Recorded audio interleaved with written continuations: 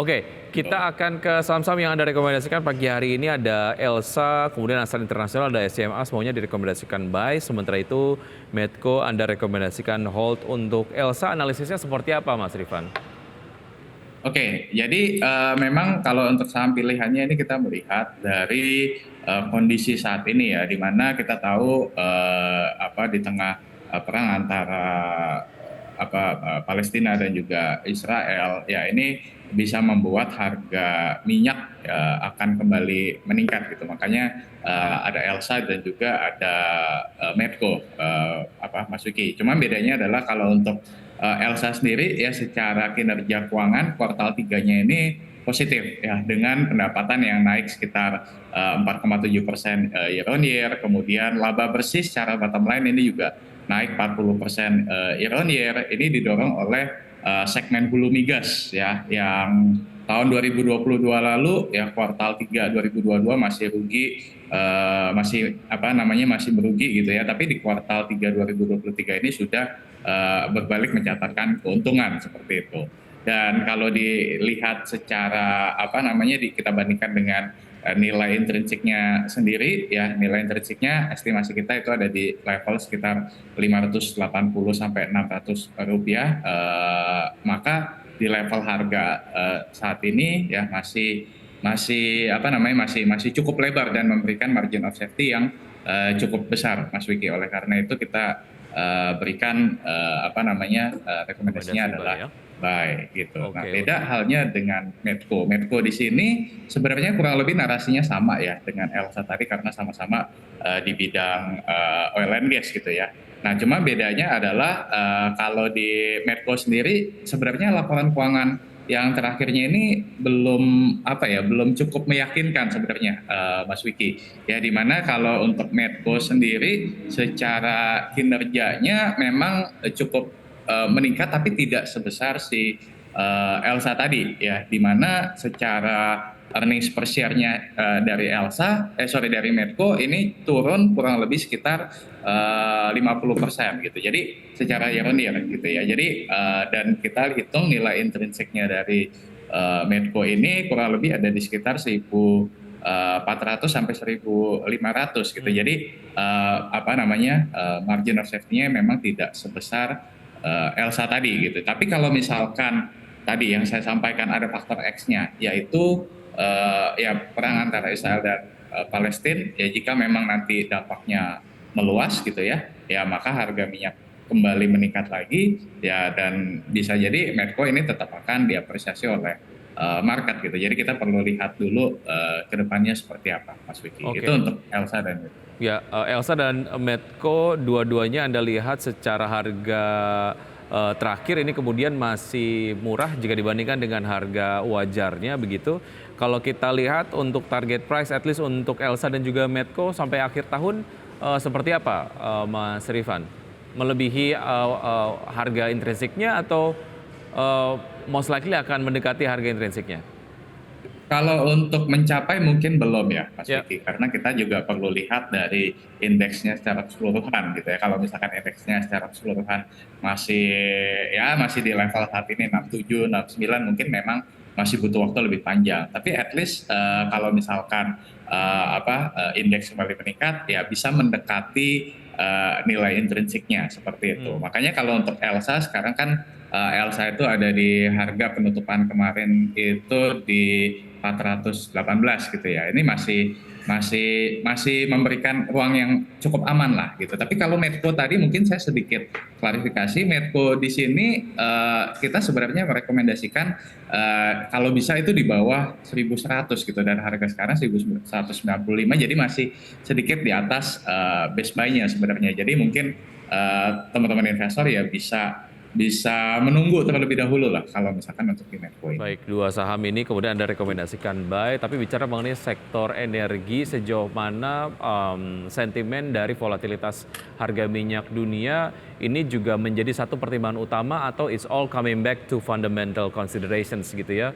Mungkin kita akan bahas usai jeda berikut ini Mas Rifan, dan bersama kami usai jeda kami akan segera kembali.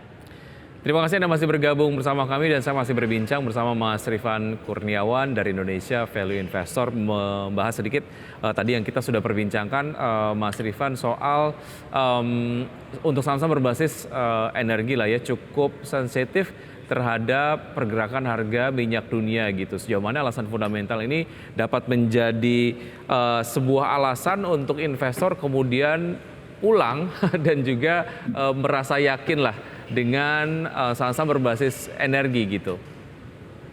Ya, Mas Vicky, terima kasih. Jadi kalau untuk energi ini kan sebenarnya luas ya. Jadi energi itu kan memang ada batu bara, kemudian ada oil and gas dan sejumlah energi lainnya, gitu kan. Nah, jadi memang kalau untuk kita klasifikasikan terlebih dahulu gitu. Kalau untuk batu bara, ini kita lihat memang masih agak cukup berat ya, setidaknya dalam beberapa waktu ke depan, karena ya di satu sisi memang kita tahu harga batu bara acuan juga turun gitu ya ke level 120-an dolar per ton gitu kan. Dan kalau kita lihat secara permintaan pun juga tidak tumbuh gitu, tapi at the same time supply masih terus genjot gitu. China kemarin saya lihat 3%, kemudian India 7%, Indonesia juga kurang lebih 7-8% supply-nya. Jadi secara demand-nya relatively flat, tapi secara supply-nya meningkat. Nah,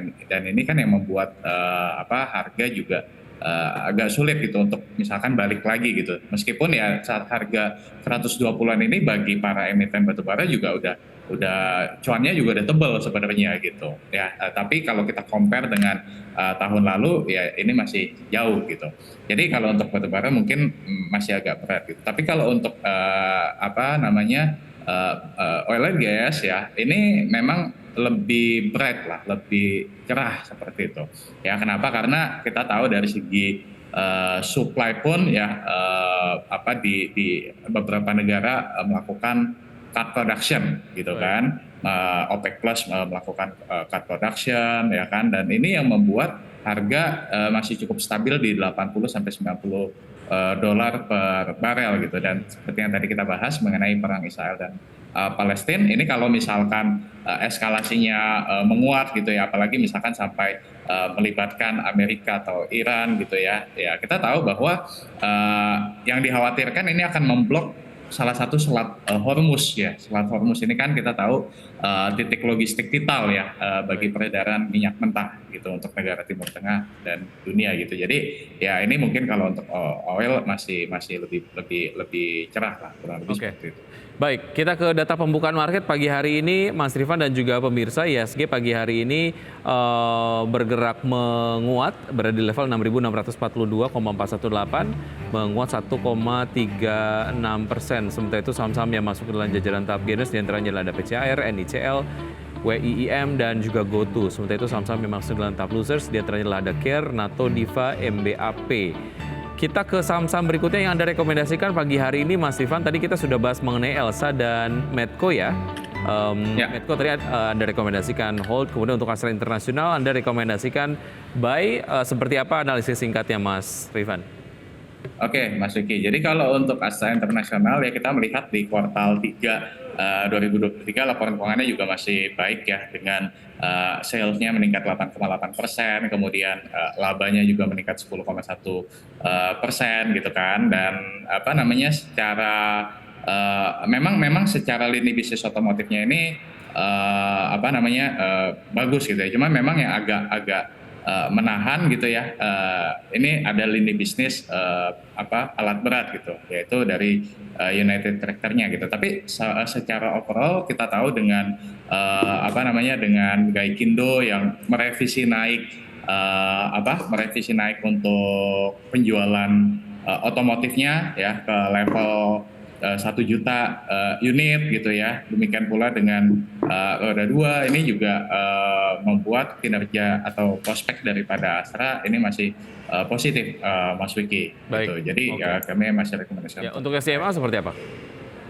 SMA singkatnya adalah kita tahu kalau dari secara kinerja keuangan ya ini memang masih agak tertekan ya, karena kuartal 2 kemarin sempat rugi, tapi menariknya di kuartal 3 secara Q on Q ini udah mulai positif gitu. Kita tahu bahwa SMA ini masih tertekan dengan video.com ya, yang saat ini mungkin masih burn money gitu, dan beban produksi atau beban pembuatan kontennya ini masih cukup besar. Tapi kita tahu bahwa ya saat ini kita menjelang masa pemilu, dan ini akan meningkatkan advertising revenue atau iklan gitu ya dari SMA. Dan nanti jangka yang lebih panjang, kalau misalkan video.com ini sudah profitable, ya ini bisa menjadi motor baru lah untuk SMA ke depannya, Mas Wiki. Oke, itu tadi dia saham-saham yang Anda rekomendasikan, di antaranya adalah Elsa, kemudian Astra International, SMA, semuanya direkomendasikan buy, dan juga Medco direkomendasikan hold. Untuk terakhir, pergerakan dari IHSG proyeksinya sampai dengan nanti sore, menurut Anda seperti apa, Mas Rifan? Ya, seperti yang tadi saya sampaikan, Mas Wiki, ya memang IHSG sudah tertekan cukup cukup lumayan dalam juga lah ya, meninggalkan level 67 gitu ya. Dan ya mungkin dalam jangka pendek akan rebound ya, tapi mungkin masih agak sulit ya kalau nembus ke 7 gitu ya. Ya dalam jangka pendek mungkin 67, 68 ini masih target yang realistis lah, Mas Wiki. Baik, Mas Rifan, terima kasih sudah bergabung bersama kami di Market Buzz. Semoga ini dapat menjadi referensi dan juga informasi untuk kemudian investor melakukan strategi investasinya hari ini ya. Terima kasih, sukses untuk Anda. Sehat selalu, Mas Rifan. Sampai jumpa. Ya, terima kasih Mas Wiki. Sampai jumpa.